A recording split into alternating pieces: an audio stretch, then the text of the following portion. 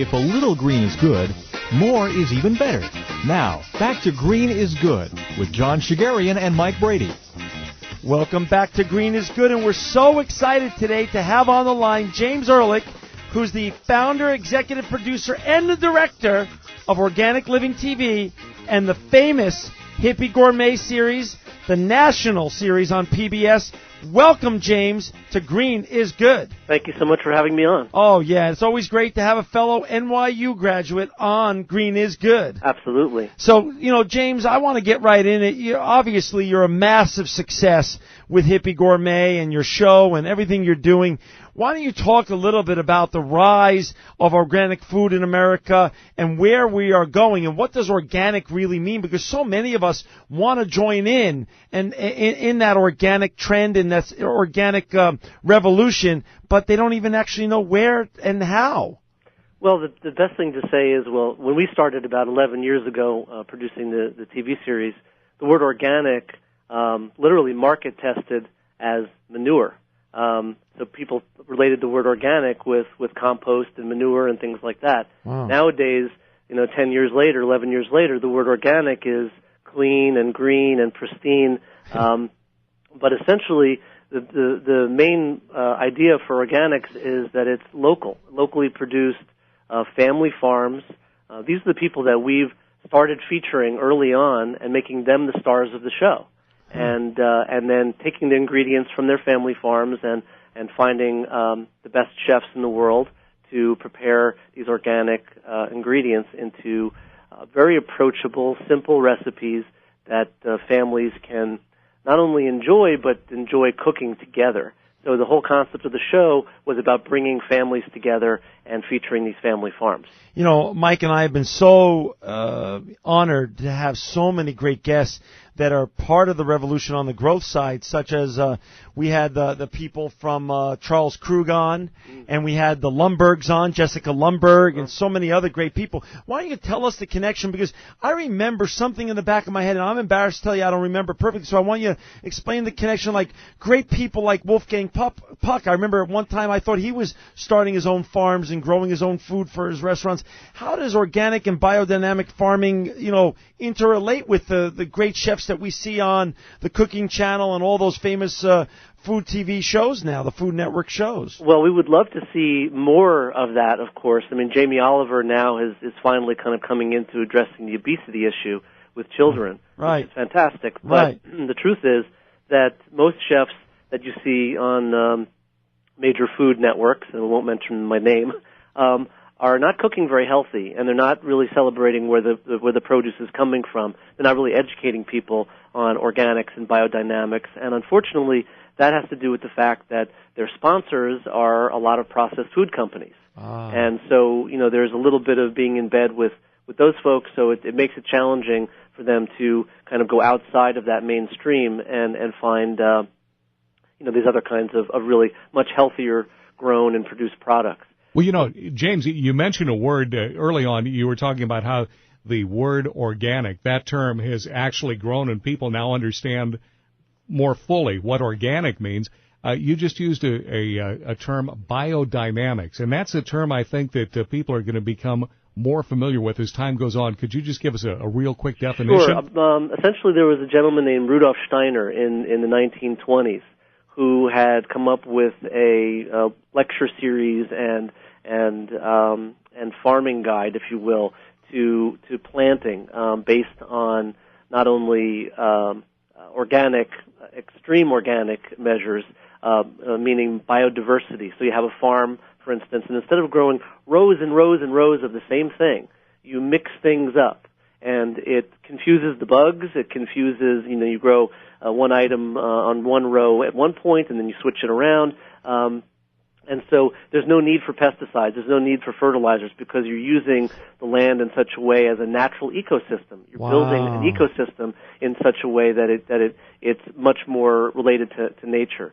And also there were some esoteric aspects of it, the lunar cycles and burying some manure with quartz in a cow horn and using that as a spray around the plants a couple of times during the year, winter and summer.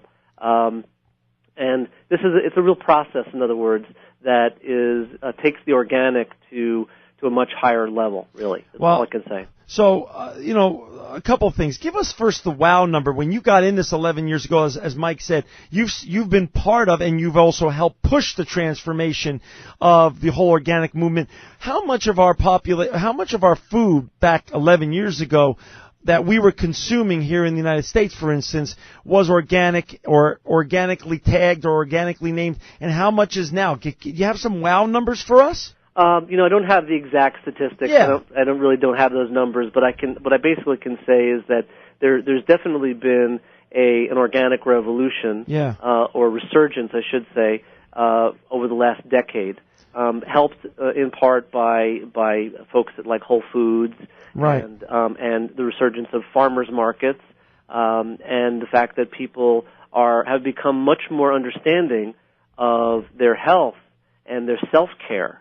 Right. And the idea behind self-care being that, you care about the pesticides, the fertilizers, and the understanding that everything that sits inside those vegetables, inside the fruit, that the water that's drawn up, that the air around the vegetables and the fruit, and the meat and everything else is all related to what's being sprayed and treated. Right. So, and then we take that in and we give it to ourselves and to our children, and so there's been this bit of an exodus towards away from conventional farming towards organic farming, and that's really shot the prices up.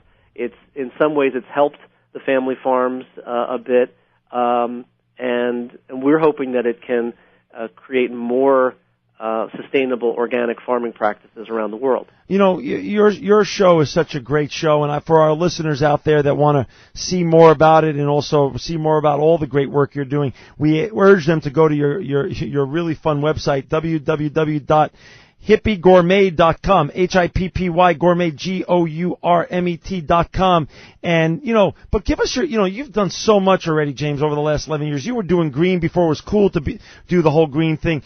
Give us some of your greatest hits in your organic and sustainable travels and locations that you've been over the years. Well, we've been so blessed, to have like-minded people that we've met around the world, from the rainforest of the Amazon in Brazil to New Zealand. We recently did a wonderful organic filming tour of New Zealand, and we're also up in Vancouver and Hawaii, and I'd say that some of our favorite culinary experiences are somewhere in the Tuscan region, in Tuscany. We've done 2 filming tours of Tuscany, and there is such an understanding of organics that it goes back eons, and they don't even understand the word organic because it all pretty much is. That's their organic. DNA. That's their DNA over there. Exactly, and it really is to understand the family farm and the family restaurant and the family hotel. Many times they're all connected. And even in the great resorts that we've stayed in, the chefs, because they were raised that way, have their own gardens, their own organic gardens. Wow. So they go and they gather things from their gardens and they prepare these wonderful recipes. In North America, one of our favorite places is Souk Harbor House, which is Vancouver Island, one of their treasures, and they're surrounded by organic gardens and farms, and some of the best cuisine we've ever had. And again, when there's love coming from the chef's heart, and there's an embracing of local sustainable farming and supporting family farms, the consumer, person who tastes the food, you can taste it in every bite. Absolutely. That is so neat. And give us 1 or 2 places that you've heard about, read about, been told about, that you've yet to go to, but one day your travels are going to take you there. Well, we have all kinds of plans to go all kinds of places. We're in talks right now about doing some features in Costa Rica. We know there's a huge hydroponic movement in Israel, actually, and we've been trying to do some shows, positively featuring, what's going on organically in places like that. And Thailand, for instance. There's lots of places that we would like to go to show again that what's tribal isn't savage, isn't primitive. Right, right. In fact, what's tribal is actually the remnants of the knowledge that we all need to move to a better place in our world. So that's the thing that we're trying to embrace. And we package it up and we put it out there on national PBS That's so that awesome. people can groove to it and learn from it. And that's really the whole idea behind it. And speaking of that, 7 seasons on the show, your book, the Hippy Gourmet's Quick and Simple Cookbook for Healthy Eating. Talk a little bit about that, so our wonderful listeners can get a little taste of everything that you're talking about today. Yeah, well, actually, we're in our 11th season now. We reach 34 million homes a week through national PBS and Dish Network and others.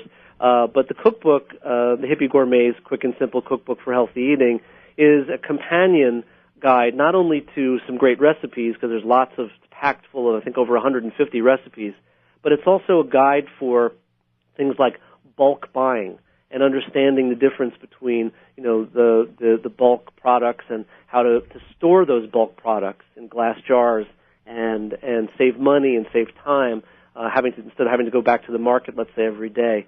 And also just tips and techniques for understanding, how to find the right kinds of vegetables and how to find the right kinds of beans and legumes and how to prepare them. So it's a companion guide that's different than other kinds of cookbooks. Because it also tells the story of our show and some great sustainability tips. And it's a great beginning for our listeners out there that really do want to start feeding their family more organic food and really putting a toe and then a foot and then a leg and then a whole body in the organic waters. It's a great beginning point. Number one thing from our perspective is bringing friends and family together, slowing down, enjoying the preparation of organic, sustainable food, and then sitting down at a nice long meal and enjoying each other's company based on this wonderful meal that everybody made together. James? That is the best kind of email that we get from people when they say that they've really reconnected with their friends and family around our cookbook and from recipes they've seen from our show. James, it sounds like you've been talking to my mother-in-law. It really does. I mean, that is something that she totally delights in organic food preparation, also raw food. And her latest thing is just to get family and friends together, everybody bring a dish and experiment, and it really is, you hit it right on the nail on the head, because from a social aspect, it's a great way to reconnect and just re-energize. Exactly. And food is disarming. You see, we talk about a lot of things that are proactive in politics and perhaps, progressive even, in a good way, in a positive way. And so by blending that in with food, it's very disarming, and people learn from that, and we're hoping grow from that, and so it's a very powerful medium. Hey, and old adages become old adages for a reason. Sitting down and breaking bread together, yes, has great meaning, as you've just well pointed out, better than I've actually almost ever heard. Tell us about, though, part of the Hippy Gourmet's cookbook, and part of what you do is also showing what tools to use. As you just said, the book is a sort of a blueprint. Tell us a little bit about what you do with the solar cookers that are on your show, and what you do then on a community basis as you then move on to the next location. Yeah, when we travel around the world, we spend a lot of times with indigenous cultures, and we bring we'd love to bring solar ovens, solar cookers. There's a group called solarovens.org, and they have a wonderful program where you buy an oven from them, and they donate one to a third world a country or to a village and people in need. And basically, it's just very simple kind of a device that you point in the direction of the sun, starting at around 8 or 9 in the morning. Wow. With good sunlight. You need good sunlight. And it can get up to 400 degrees in about a half an hour, and you can cook just about anything, slow cook it, pretty much all day. You can set the solar oven to the south, and then go to work for 8 hours, come home, and have a beautiful slow cooked meal. Put several different crock pots inside. So we use that in our TV show, and then we leave them behind in those villages that we film in. And what they do is a couple things. One, they reduce the need for firewood.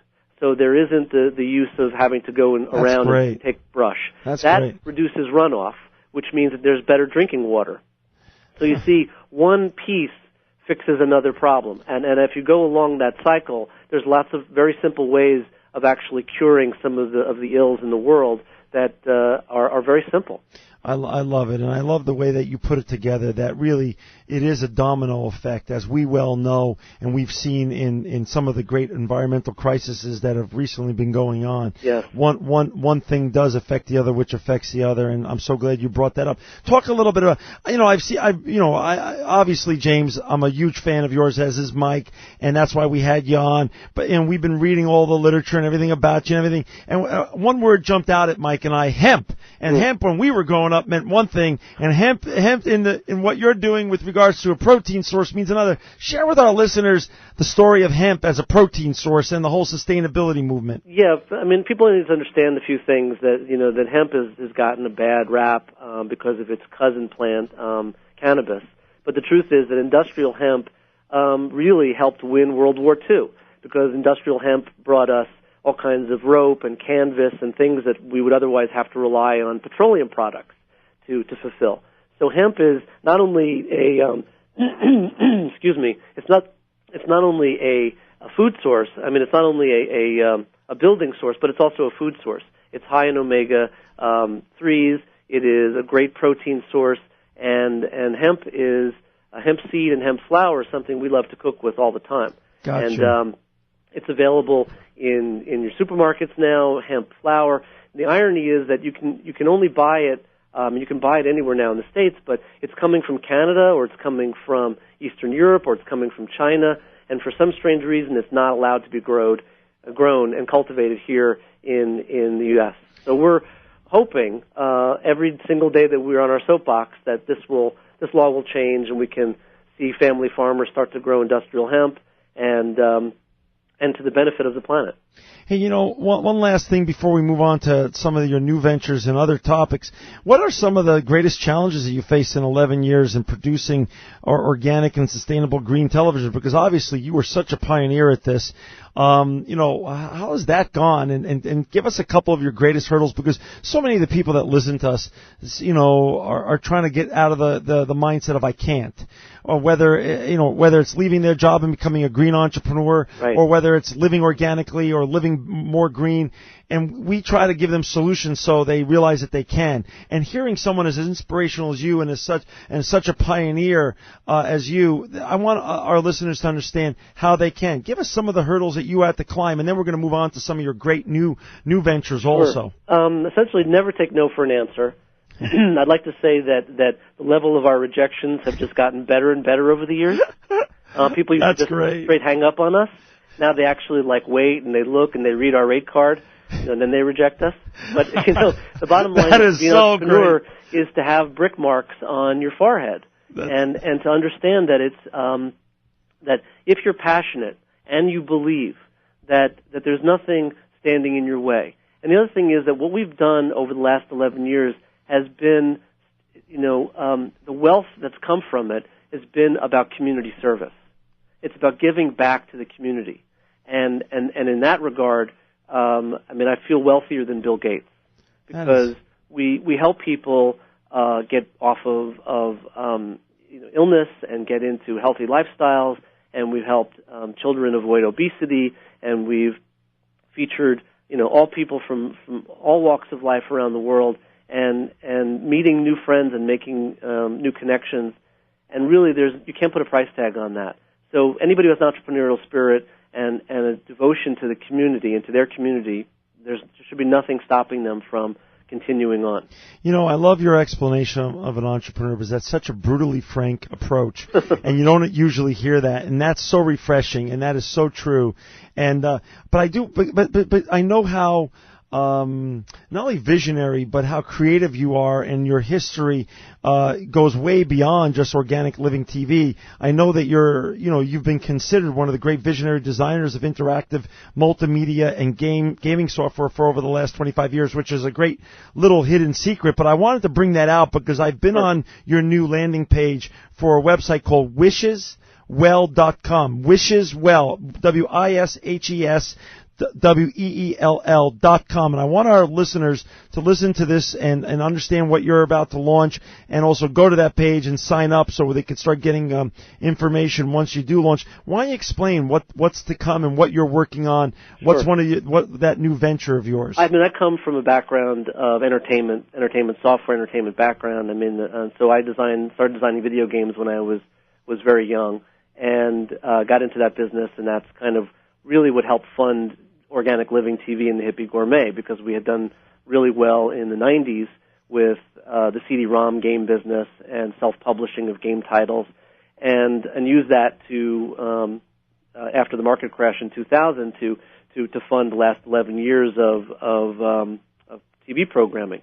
So recently, about 4 months ago, I started getting involved in Facebook and social networking game design, and started working with some wonderful program developers and artists.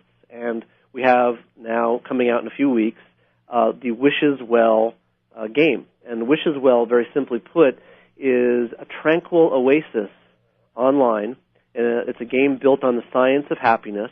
We're working with cognitive neuroscientists, folks from Stanford, people from Harvard, UC Berkeley, and what we're doing is we're creating game titles that give people something not only as they're playing it, but they're building what's called oxytocin levels. And oxytocin is the hormone responsible for charitable giving and for reciprocity and unbelievable. For kindness. And by building those, it's been proven through fMRI research that people will actually be happier. And I'm going to leave. I want to stay on that note. People will be happier. Obviously we're up against time limitations, James. That is amazing. And what we want to do, what Mike and I want to do, is that's going to be a whole nother show. Sure. We're going to bring you back because part of Green is Good is all about, as Mike and I always say, people, planet, and profits. And what an amazing, that just sounds like it's going to rock, and I'm sure it's going to. So we're going to have you back on, and we just want to say, we don't want to say this lightly. Truly, you are an inspiration. What you're doing and how you're giving back, and also what you're creating has Mike and I just standing here in the studio today in awe. And we just want to say thank you for taking your precious time to come on Green is Good today.